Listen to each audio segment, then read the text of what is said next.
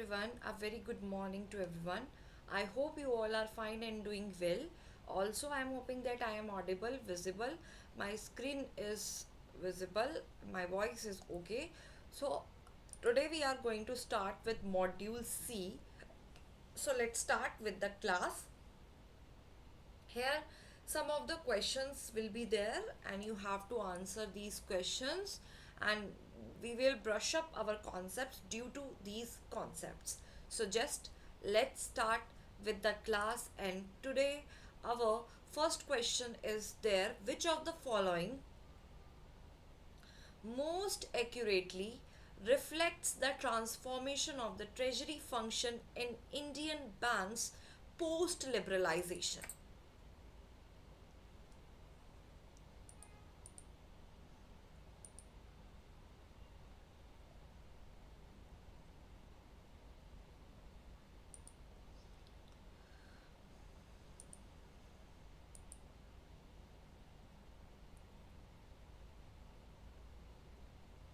See, here the correct answer is option C, because from liquidity to compliance center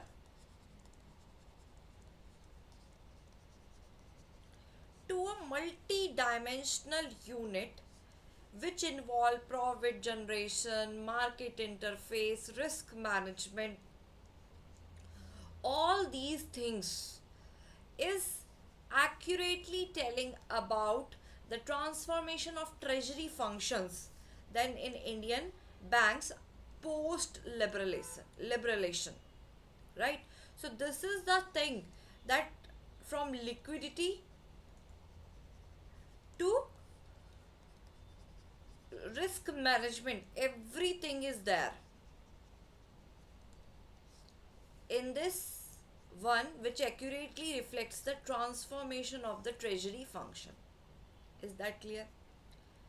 Next, in the context of an integrated treasury, how does the shift from segmented currency management to unified cash flow impact risk management strategy in the banks? Currency management to risk management strategy.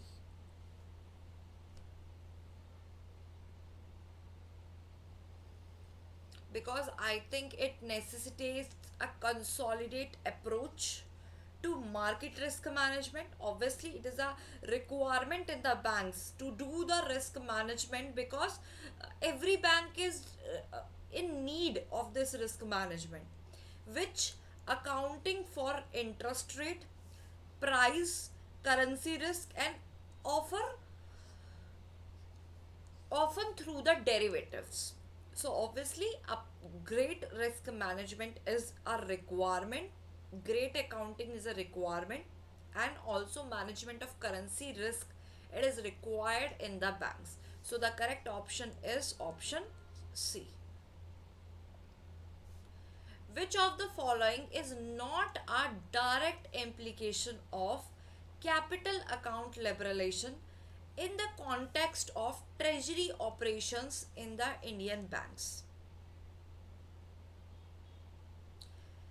Which of the following is not a direct implication of capital account liberalization in the context of treasury operations in Indian banks?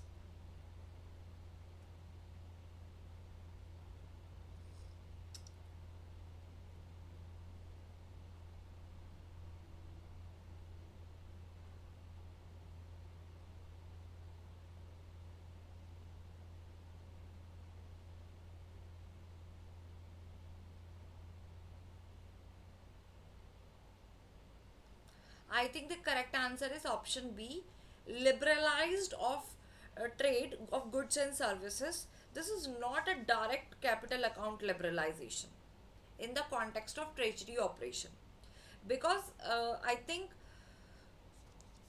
in the capital account we generally include alteration of assets and liabilities, right? So we can't include this liberalized trade of goods and services. So how has the Globalization transformed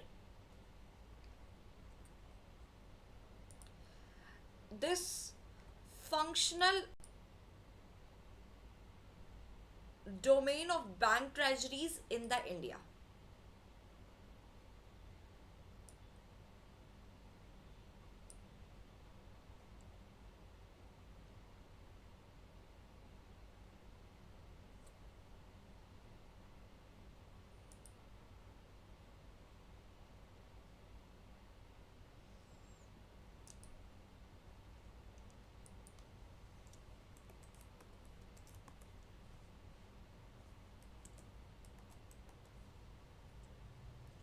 What is the meaning of globalization? This is basically increasing interconnectedness, integration of national economies, societies, culture, that fostering a rapid exchange of goods, services, technology, information, capital across the borders. This is called the globalization. So, how this process of globalization transformed the functional domain of bank treasuries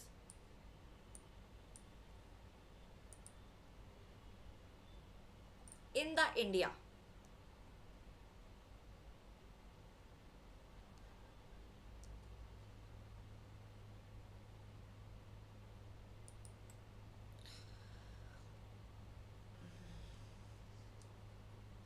Why?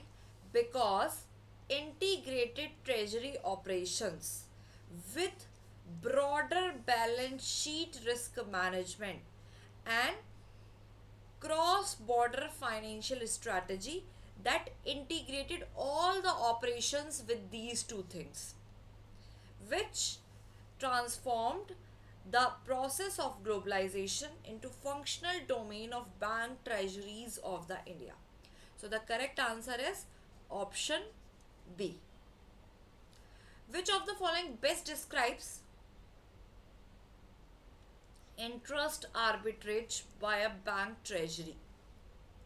Interest arbitrage.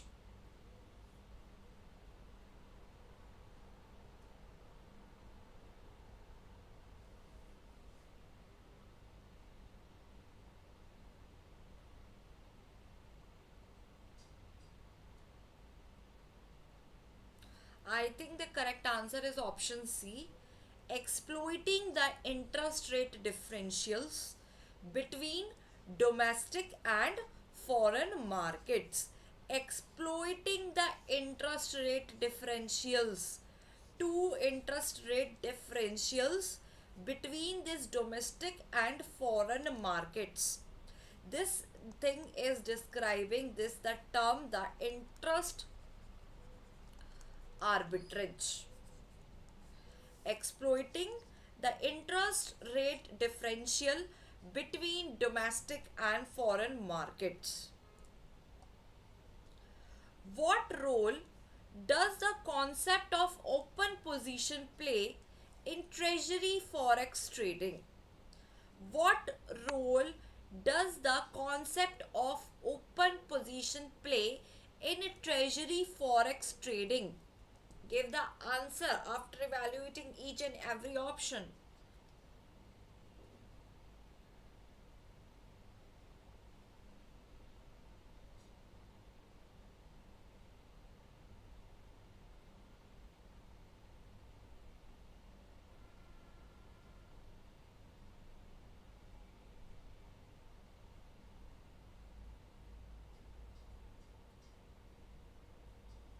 Yes, the correct answer is option D. It reflects the unrealized profit and loss due to unsquared forex trades, because whatever the unrealized profit, whatever the unrealized loss, these things reflected due to the forex trading. So correct answer is option D.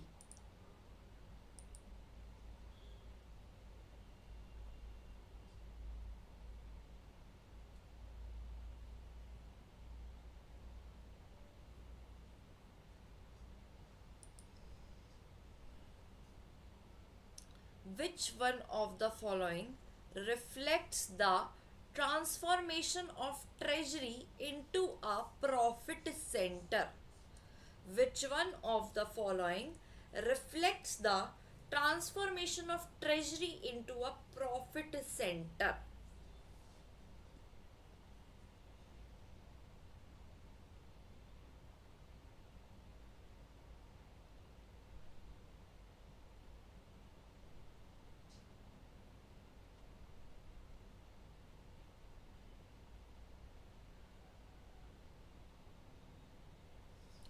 The correct answer is active proprietary trading in securities and derivatives. Active proprietary trading in the securities as well as in the derivatives. Why? Because due to these trading of securities and derivatives, these one reflects the transformation of treasury.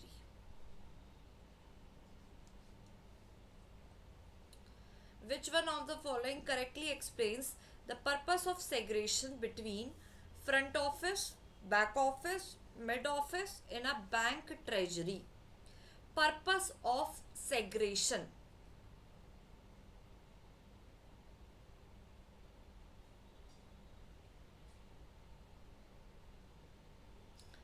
I think to maintain interdependence, because all these different department, front office have their own work, back office they're having their own work, and also mid office have their own work. These play at the top level, like priority dealers are sitting here and they do all the businesses. In the mid office basically they do all the things, and back office they generally include do reconciliations and all these things, recording and keeping the uh, records. So interdependence, and they ensure that proper risk controls are there. So the correct option is option C. So in the organization of the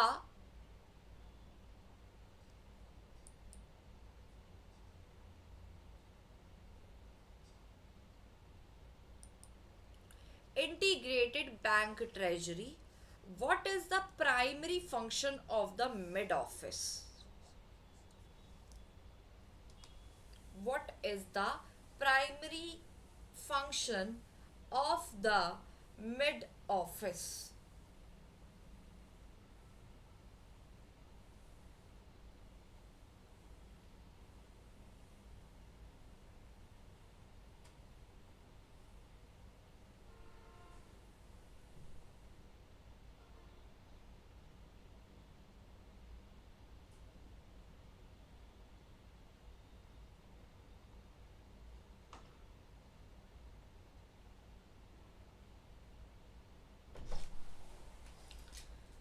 So basically the work of the mid office is provide the information systems and monitor treasury risk limits. So the correct answer is option C. Provide management information system, everything reporting of all the organization, and also they monitor treasury risk limits. So, next question is, in a highly liquid and efficient foreign exchange market, why is the foreign forward exchange rate not considered a forecast of the future spot rate? In a very high liquid and efficient foreign exchange market, why is the forward exchange rate not considered a forecast of future spot rate?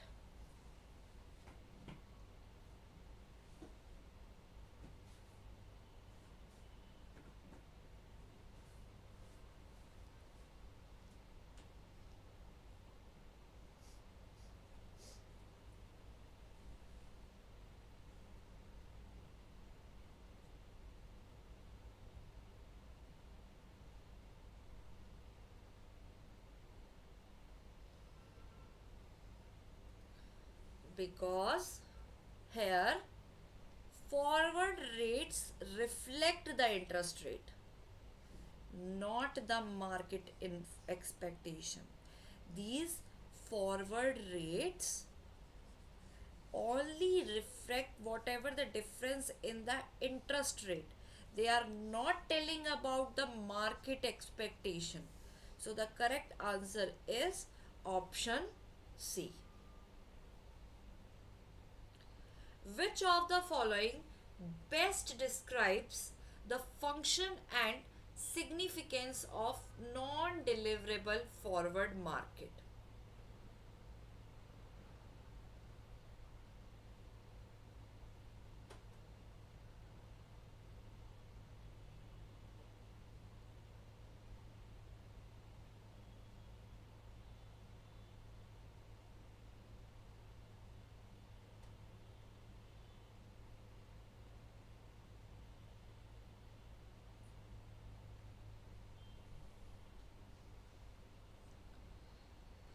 Non-deliverable forward market provides the mechanism for hedging currency risk, like protection against this currency risk in the restricted currencies without this physical exchange. So the correct answer is option C. Which of the following statement best explain why future contracts eliminate counterparty risk compared to the forward contracts? Why?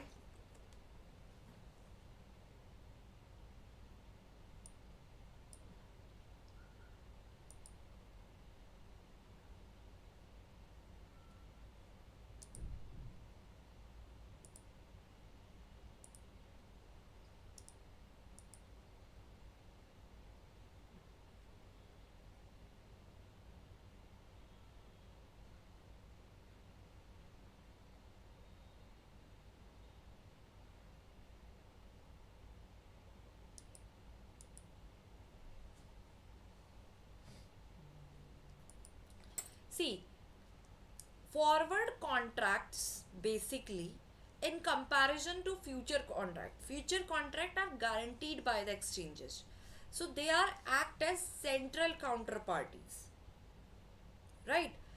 And future contracts are able to eliminate this counterparty risk because here these are guaranteed by these exchanges. They eliminate this counterparty risk. Counterparty risk where one party fails to fulfill their obligations, right? So they can eliminate the counterparty risk. So the correct answer is option B. How can a currency swap between INR and US dollar create a profitable interest arbitrage for a treasury, and under what condition in such arbitrage sustainable?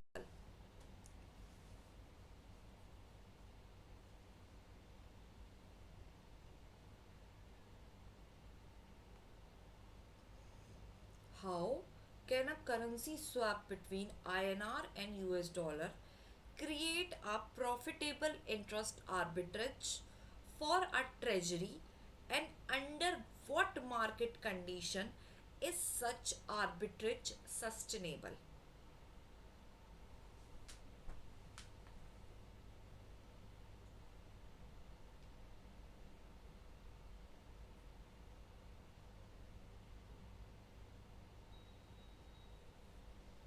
See, when the forward premium or US dollar, this is lower than the interest rate on INR in a regulated currency regime, when this forward premium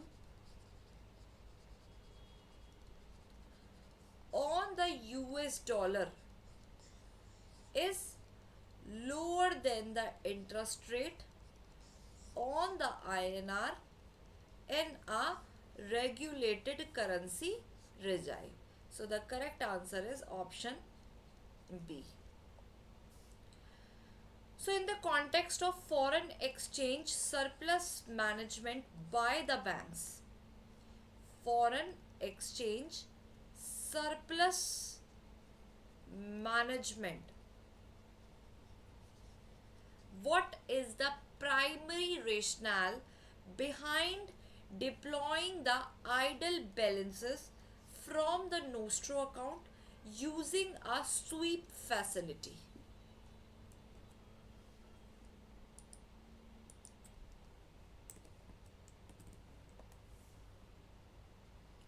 What is the meaning of sweep facility? See, this is a banking service that basically automatically transfer excess funds from a customer saving account or a current account to a linked fixed deposit account to earn high interest, and then transfer back the fund from the FD to the saving current account to cover transaction when funds are insufficient. So this is a sweep facility. So here in this, to optimize the short term returns on idle foreign currency without violating liquidity requirement is the correct answer here. Why does the call money rate serve as highly sensitive and reliable benchmark for short term interest rate instruments in the India? Why does the call money rate serve as a highly sensitive and reliable benchmark for short term interest rate instruments in the India?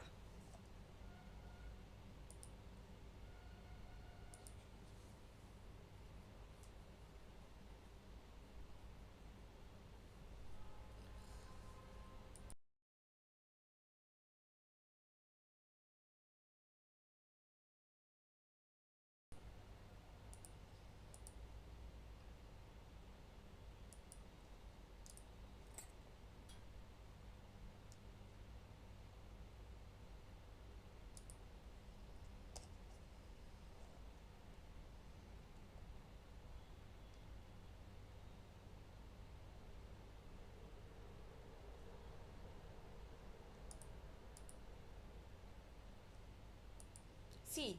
The correct answer is here C. Because whatever the daily real supply and demand of liquidity, they adjust in the interbank market. So that's why call money rates serve as a highly sensitive and reliable benchmark for short term interest rate instruments in the India. Why does the government of India issue treasury bills at a discount rate rather than offering traditional coupon interest payment, especially for 91 day for 182-day maturities? Why this government of India issue the treasury bills at a discount rather than offering traditional coupon interest payment, especially for 91 day for 182-day maturities?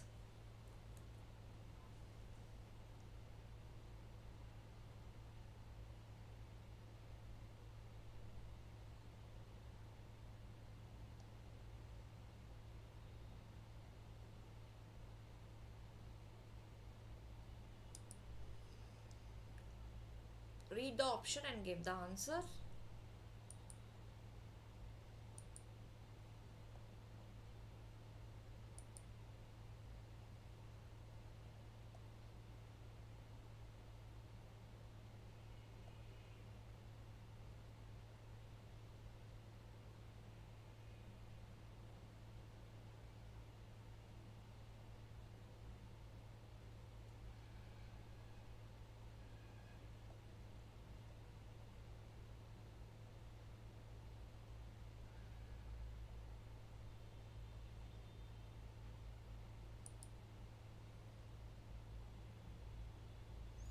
See, here is the correct answer is option D, because these discounted instruments allow precise control of yield, liquidity, and cost in short term borrowings. Next question: how does the existence of a well functioning secondary market and institution like clearing uh, CCIL enhance the utility of treasury bills as a money market instrument for the banks and financial institutions? How the secondary market exist in these types of situations?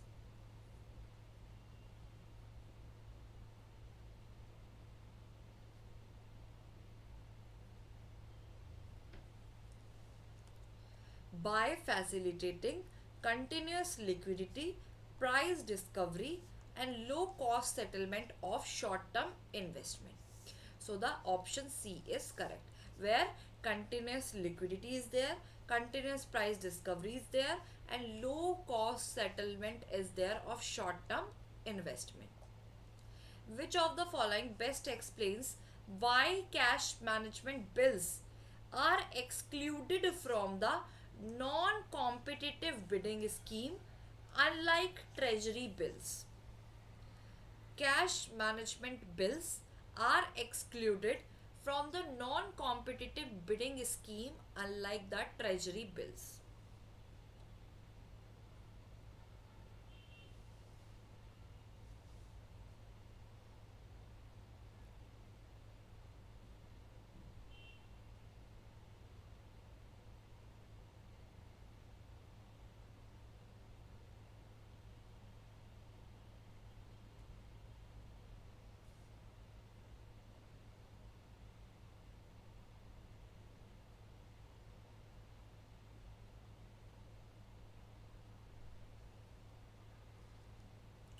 So the correct answer is B.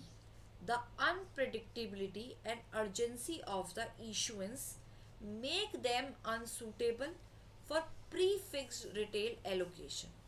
Whatever the unpredictability,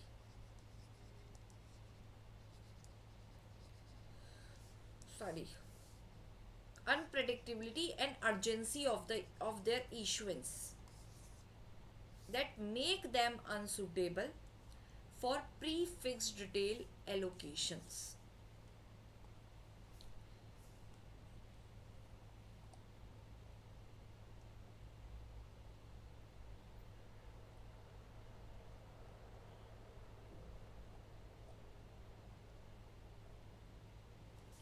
Give the answer from this.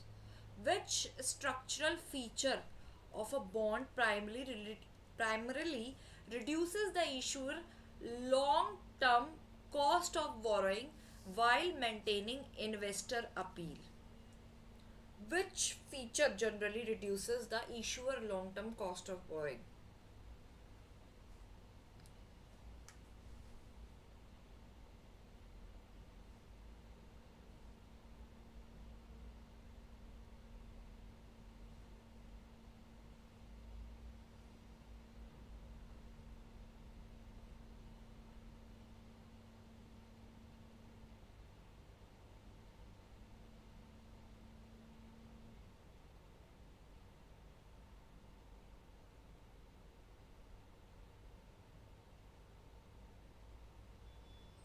Here, the correct answer is option D. Zero coupon bond that are issued at the deep discount. Zero coupon bond that issued at deep discount is the structural feature of a bond that reduces the issuer long term cost of borrowing while maintaining investor appeal. Which regulatory clause limits a bank direct capital exposure in equities? Which regulatory clause limits a bank direct capital market exposure in the equities?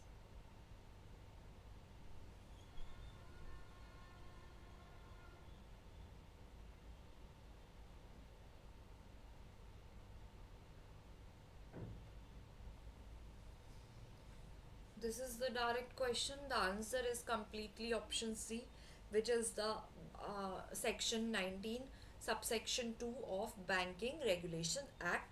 So the correct answer is here option C.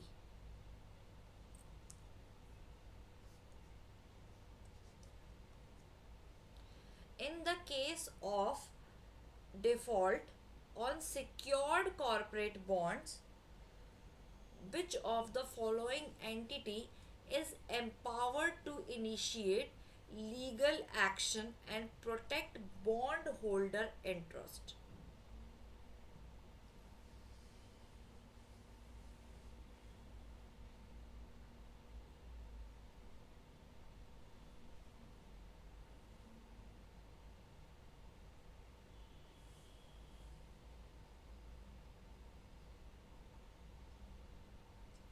In the case of default on secured corporate bonds, which of the following entity is empowered to initiate legal action and protect bondholder interest?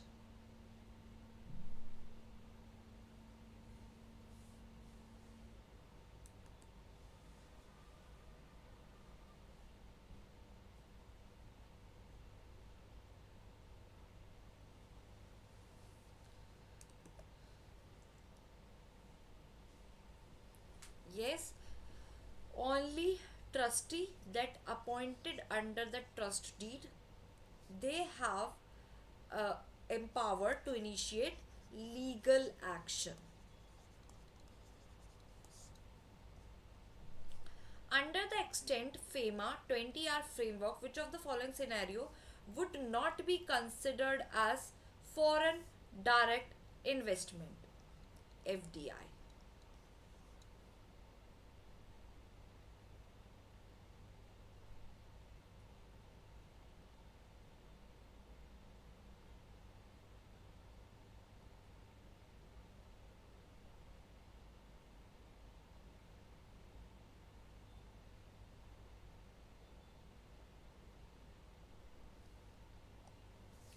Option B.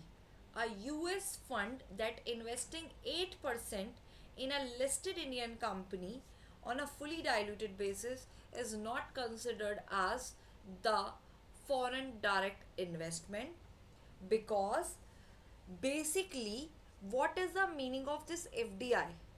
Like, how can we see that, say that, what is the definition of FDI? FDI is an investment through equity instrument by the resident who is residing outside India. So it is an generally in an unlisted Indian company, right? And having more than 10% of uh, like they having more than 10% of the post issue paid up capital on a fully diluted basis. So the incorrect answer is here option B. Now here identify the activity from the following list that is permissible for foreign investment without requiring prior government approval, assuming the investor is not from the Pakistan or Bangladesh. In that case, which activity requires, like which activity is permissible, not require any type of government approval?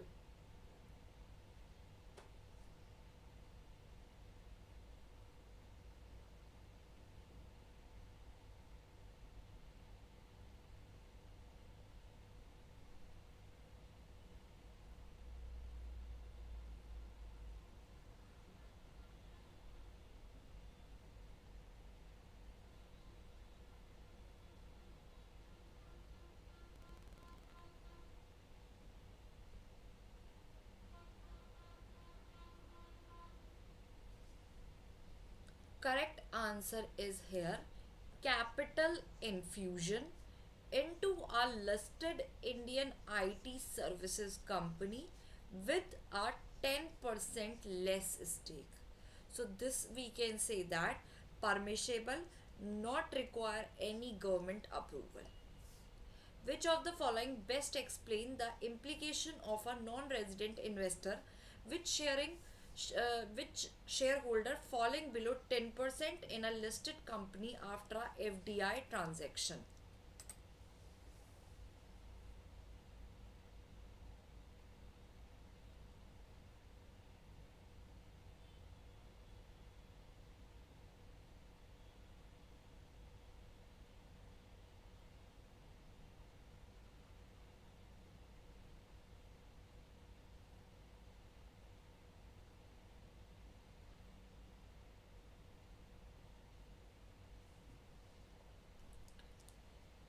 When the investment continue to treat it as FDI for the regulatory purpose. So this is the thing that explains the implication of non-resident investors shareholding falling below 10% in a listed Indian company after FDI transaction.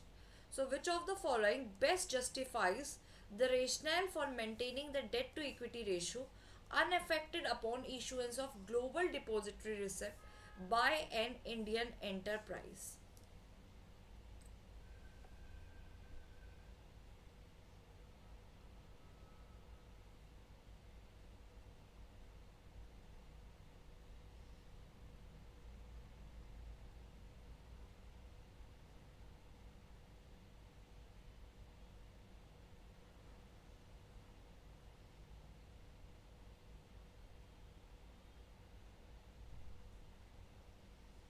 Correct answer is there, option C.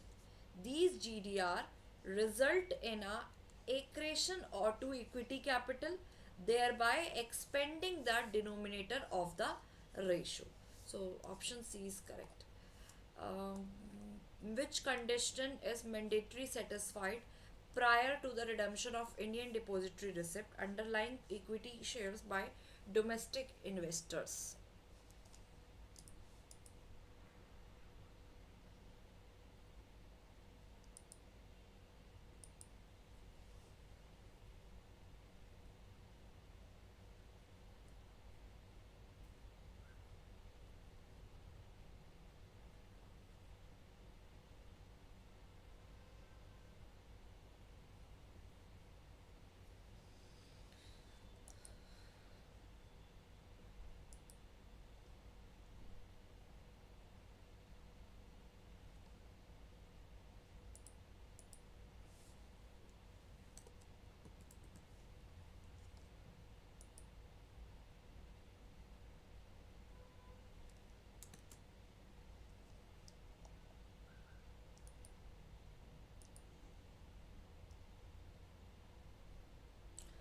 IDR means this Indian depository receipt means this is an instrument that obviously allow foreign companies to raise capital in an Indian stock exchanges, right?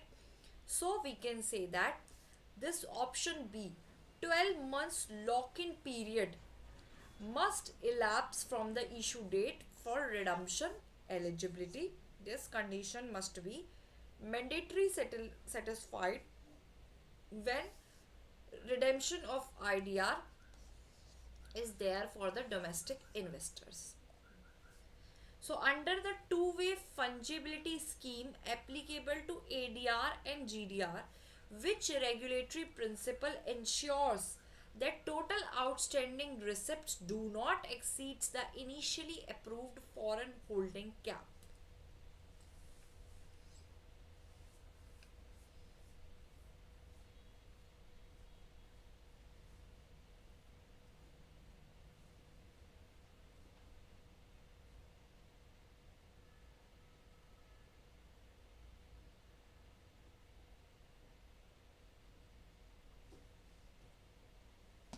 Just give the answer.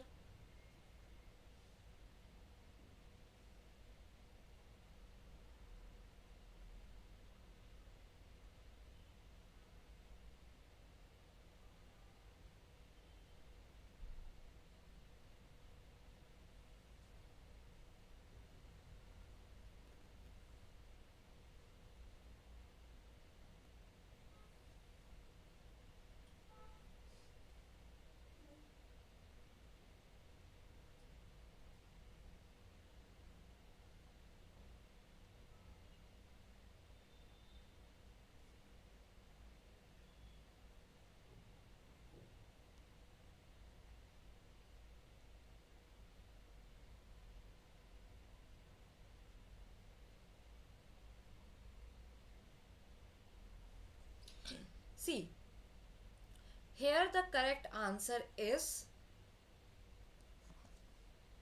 option number C, because is permitting the reissuance only to the extent of previously redeemed GDR and ADR.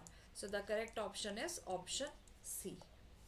Which of the following transaction would not be permissible under the regulatory framework governing rupee denominated bonds?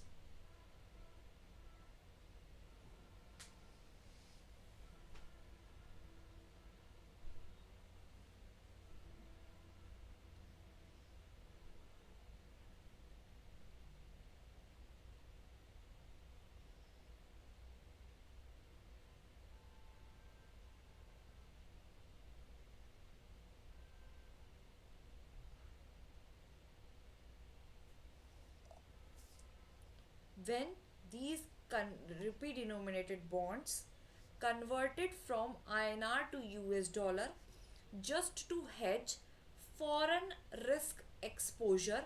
So this is the correct answer of this question. An overseas depository hold equity shares of an Indian company on behalf of GDR holders that is legally entitled which of the following corporate rights?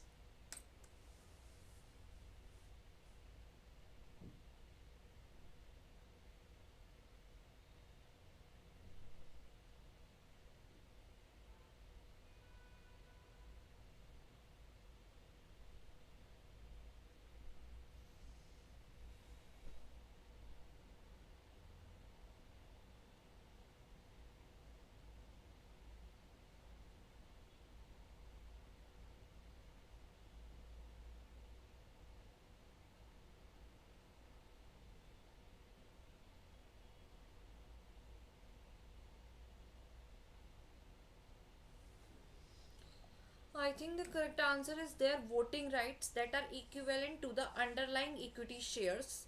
This is correct.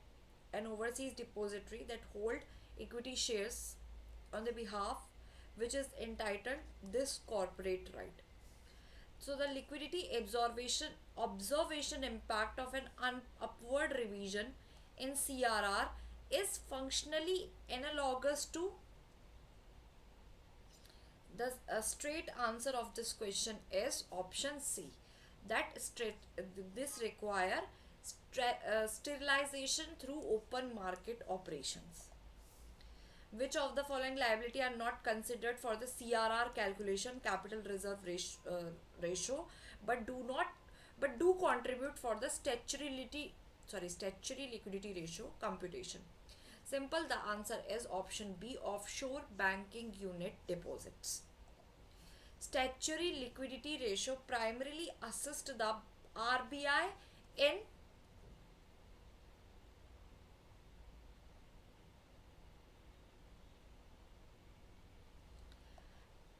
facilitating the fiscal deficit financing indirectly. If there is a sudden dip in the money multiplier, keeping the reserve money unchanged is most likely attributable to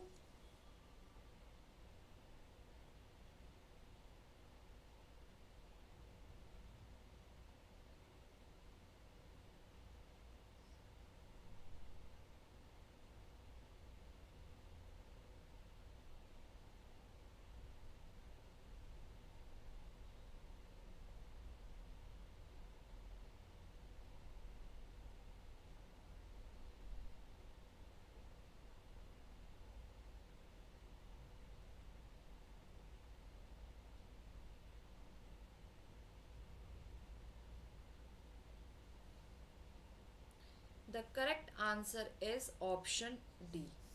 Bank preference for excess reserve over the credit expansion. This is most likely attributable where bank preferences for excess reserve over credit expansion. Which of the following scenarios will not constitute a breach of CRR compliance under current RBI norms.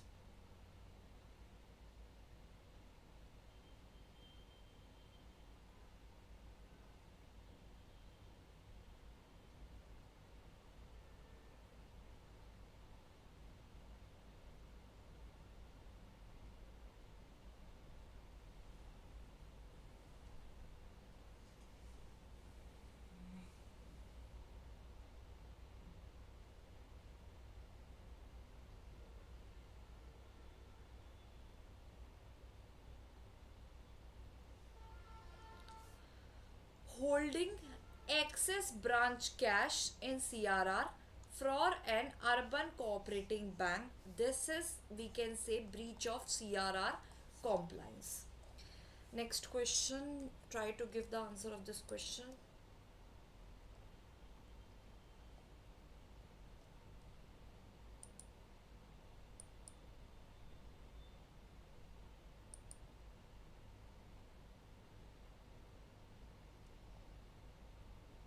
Under the LAF, which of the following correctly describe the process of MSF?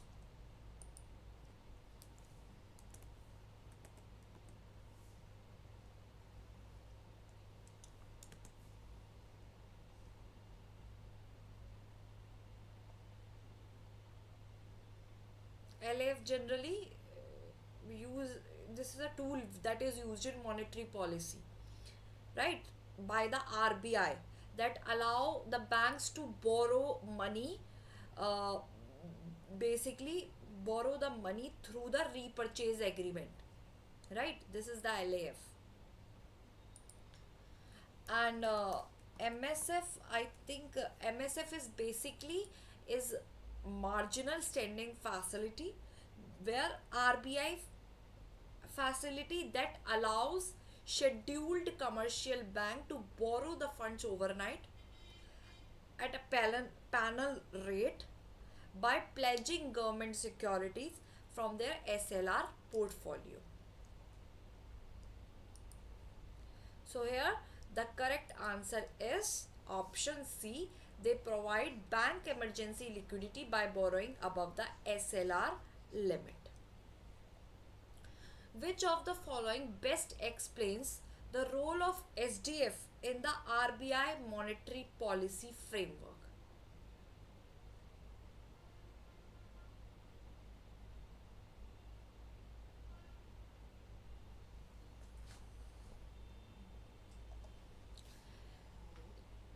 Which allows bank to deposit excess funds with RBI without the collateral. So this is explaining the role of SDF in the RBI monetary policy framework. The RBI conduct variable repo rate auctions under LAF primarily to, obviously, to allow the market based interest rate discovery for medium term liquidity. So which of the following statement about NDSOM is false?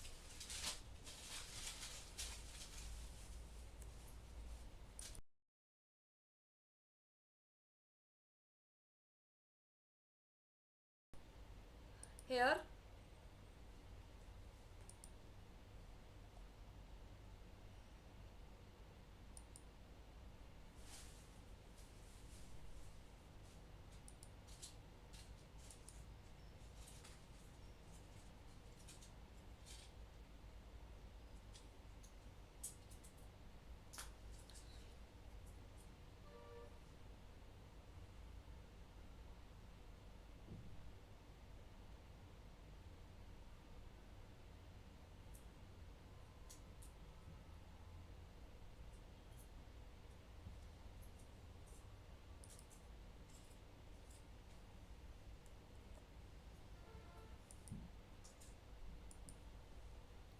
the correct answer is there.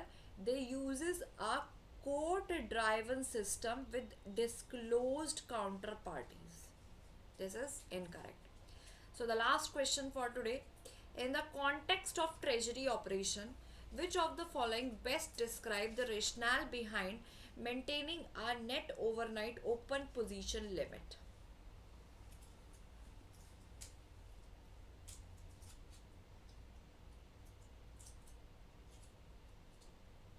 I think the correct answer is option B, that contain market risk arising from unmatched foreign exchange position post trading hours. So this option is correct here. So these are some questions from module C. Now I will upload the PDF of this. You can practice more questions in this. And we are left with module C that will cover in next week. So thank you so much. If any problem is there, comment down, ask there. I will address your query. So thank you so much. Let's meet in our next class. Till then, take care everyone and have a good day all. Thank you.